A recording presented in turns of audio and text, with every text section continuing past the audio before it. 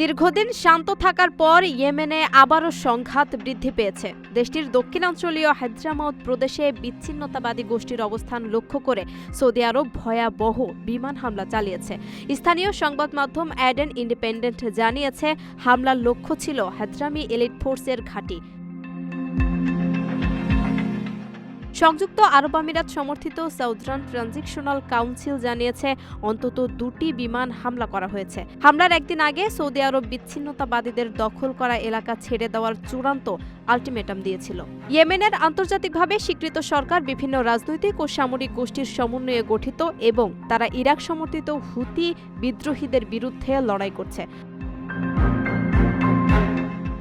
তবে এসটিসি ও সৌদি আরবের মধ্যে সাম্প্রতিক টানাপোড়েন দেশটির ভেতরের সংঘাতকে আরও জটিল করেছে। জাতিসংঘ মহাসচিব অ্যান্তোনিও গুতেরেস সতর্ক করে বলেছেন, এসটিসির সামরিক অগ্রগতি ইয়েমেনকে বিভাজিত করতে পারে এবং পূর্ণমাত্রা যুদ্ধের ঝুঁকি বাড়াতে পারে।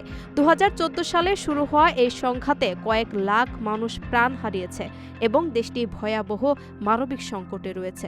সৌদি আরবের দাবি, আঞ্চলিক স্থিতিশীলতা রক্ষা ও উত্তেজনা প্রশমনের জন্যই এই সামরিক পদক্ষেপ নেওয়া হয়েছে।